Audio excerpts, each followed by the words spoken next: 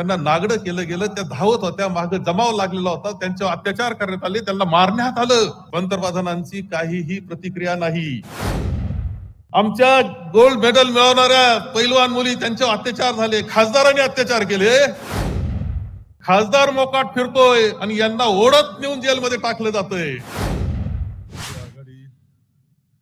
महाविकास आघाडी आणि भारतीय राष्ट्रीय काँग्रेसचे अधिकृत उमेदवार आदरणीय श्रीमंत शाहू महाराज छत्रपती यांच्या प्रचारासाठी उपस्थित असलेले आदरणीय शरदचंद्रजी पवार साहेब, उद्धवजी लवकरच येतील, त्याचप्रमाणे माननीय रमेशजी चेनीथालाजी, आशिष दुवाजी, येथे उपस्थित असलेले संभाजीराजे छत्रपती, माननीय जयंत पाटीलजी, आम आदमीचे सिंह ज्याला म्हणू आपण, असे संजय सिंहजी, उपस्थित असलेले सर्व आमदार, सर्व पदाधिकारी, सर्व कार्यकर्ते, सर्व जमलेले बंधू आणि भगिनी, आजची सभा ही विजयाची सभा आहे असं म्हणलं तरी वावगं ठरणार नाही. परंतु 4 तारखेला पुन्हा एकदा गुलाल होणारच आहे. खरं जे आदरणीय छत्रपती शाहू महाराजांना ही उमेदवारी त्यांनी स्वतः स्वीकारली, याच्याकरता आम्ही सगळ्यांनीच आभार मानले पाहिजे. ज्यावेळेस लोकसभा भरणार आहे, भारताची नवी लोकसभा, त्यावेळेस सर्वात जास्त आकर्षणाचं व्यक्तिमत्व कोण असेल तर आपले छत्रपती शाहू महाराज राहणार आहेत. तुम्हाला शाहू महाराज म्हणून व्यक्ती म्हणून जाणार नाहीत, ते वारसदार म्हणून जाणारे, छत्रपती शिवाजी महाराजांचे वारसदार, राजर्षी शाहू महाराजांचे वारसदार जाणार आहेत. आणि निवळ वारसदार असं नाही तर ते विचाराचे वारसदार म्हणून जाणार आहेत, समतेच्या विचाराचे वारसदार म्हणून जाणार आहेत. आपल्याला इंडिया आघाडीमध्ये असेल किंवा त्या महाविकास आघाडीमध्ये आम्ही अनेक पक्ष एकत्र आलोय. जसं तुम्हाला कोल्हापूर जिंकायचं आहे, तसं सगळ्यात महत्वाचं कार्य आपल्या सगळ्यांना मिळून काय करायचं असेल, सर्वांना येऊन आम्ही काय एकत्र येतोय सगळा विचार, तर आम्हाला या देशाची लोकशाही वाचवण्याचं काम आम्हाला करायची, राज्यघटना वाचवण्याचं काम करायचंय. कशा पद्धतीनं देश चालला, काय घडलं मणिपूरमध्ये, पंतप्रधान एक शब्द बोलायला तयार नाही की आदिवासी भगिनी, त्यांना नागडं केलं गेलं, त्या धावत होत्या, मागे जमाव लागलेला होता, त्यांच्यावर अत्याचार करण्यात आले, त्यांना मारण्यात आलं. पंतप्रधानांची काहीही प्रतिक्रिया नाही. आमच्या गोल्ड मेडल मिळवणाऱ्या पैलवान मुली, त्यांच्यावर अत्याचार झाले, खासदारांनी अत्याचार केले. खासदार मोकाट फिरतोय आणि यांना ओढत नेऊन जेलमध्ये टाकलं जातंय. कालच कर्नाटकमध्ये तर आणखी काहीतरी मिळालं पाहायला. अरे तुम्ही कसल्या संस्कृतीच्या गप्पा मारता, कसल्या, कोणती संस्कृती तुमची आहे? हे सगळं सिद्ध होत आहे ते या माध्यमातून. तुम्ही ईडीचा वापर करता, अनेकांना, मुख्यमंत्र्यांना जेलमध्ये, केजरीवालांना जेलमध्ये घातलं जातं, सोरेनजींना जेलमध्ये घातलं जातं, निवडणुकीच्या काळामध्ये जेलमध्ये घातलं जातं, त्यांना प्रचारापासून दूर ठेवलं जातंय. आणि जे जे उमेदवार होतील त्यांच्या मागे सुद्धा सिसेमारा लावायचं काम करता.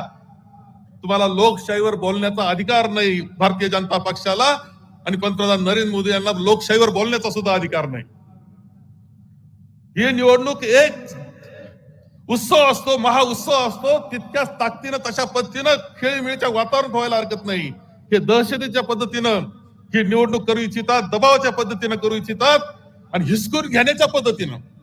इंदूरमध्ये असेल तर सुरतमध्ये जे घडलं ते चंदीगड पेक्षा वेगळं नाही, हेही लक्षात ठेवलं पाहिजे आपण. आणि आता तर आपण सर्वजण पाहत आहोत कशा पद्धतीची भाषणं होत आहेत. आपण पाहिलं आहे की आदरणीय सोनेजी, राजीव गांधी यांच्या पत्नी, याचा अर्थ हुतात्म्याच्या एका वीराची पत्नी ती, ज्याने देशाकरता देहाच्या चिंधड्या केल्या, त्यांची पत्नी 16 तास ईडीच्या ऑफिसला बसून तुम्ही ठेवता. राहुल गांधी की ज्यांनी या एका वीराच्या, राजीव गांधी यांचे पुत्र, याचा अर्थ एका वीराचा पुत्र आहे तो, एका दिवसामध्ये तुम्ही त्याचे 2 वर्षाची शिक्षा करता, लगेच खासदारकी काढता, घराच्या बाहेर काढता. ही कोणती नीती तुमची आहे? याचा अर्थ असा की हे लोकशाही संपवायला निघालेले हे स्पष्टपणे आपल्या सगळ्यांना दिसत आहे. दबावामध्ये स्वायत्त संस्था आहे, सुप्रीम कोर्ट सुद्धा दबावामध्ये आहे, असं त्यांचे अनेक निवेदन दिले जात आहेत. मग न्याय कोणाकडे मागायचा हा प्रश्न यांच्या काळामध्ये जर निर्माण होणार असेल तर आपल्या सगळ्यांना महत्वाचं ऐतिहासिक कार्य करायचंय. आणि ते ऐतिहासिक कार्य असं आहे की पुन्हा एकदा लोकशाही ताकदवान बनवायची, राज्यघटना ताकदवान बनवायची. समतेचा संदेश जो राजर्षी शाहू महाराजांनी दिला, महात्मा फुलेंनी दिला, भारतरत्न डॉक्टर बाबासाहेब आंबेडकरांनी आणि आपल्या सर्व संतांनी दिला, आपल्या समाज सुधारकांनी दिलेला समतेचा संदेश हा ताकदीनं देशामध्ये पुढे नेण्याचं काम आपल्या सगळ्यांना करायचं आहे. आणि म्हणून ही निवडणूक अनेक कारणानं महत्वाची आहे. 10 वर्षाचा इतिहास हा काळा इतिहास लिहिला जातो आहे, लक्षात ठेवा. 10 वर्षाचा तुम्हाला पुस्तक येतील नंतर, ते कशा पद्धतीने यांचं वागणं होतं, ते कसं घातक होतं लोकशाहीला आणि राज्यघटनेला, त्याचे पुस्तकं काही काळातच येतील. आणि म्हणून हे सगळं रोखण्याची जबाबदारी आपण पाठवत आहोत. प्रतीक म्हणून आदरणीय शाहू छत्रपती महाराजांना आपण लोकसभेत पाठवतो. एक प्रतीक आहे, समतेचं प्रतीक, आपल्या सर्वांच्या विश्वासाचं प्रतीक. आदरणीय छत्रपती शिवाजी महाराजांच्या वारसदार आपण तेथे पाठवत आहोत. फार काही बोलणार नाही. आपली लढाई चालू आहे. लोकशाहीच्या शत्रू संगे युद्ध आमचे सुरू, राज्यघटनेच्या शत्रू संगे युद्ध आमचे सुरू, समतेच्या शत्रू संगे युद्ध आमचे सुरू आणि मानवतेच्या शत्रू संगे युद्ध आमचे सुरू. आणि हे युद्ध 4 तारखेला आपल्या सर्वांना मिळून जिंकायचं आहे, एवढंच आवाहन करतो आणि माझे 2 शब्द संपवतो. देश विदेशातील प्रत्येक घडामोडींचे लाईव्ह अपडेट मिळवण्यासाठी आता साम टीव्हीच्या सर्व सोशल मीडिया प्लॅटफॉर्मला लाईक, फॉलो आणि सबस्क्राईब करा. तसंच सर्व नोटिफिकेशनसाठी बेल आयकॉन प्रेस करायला विसरू नका.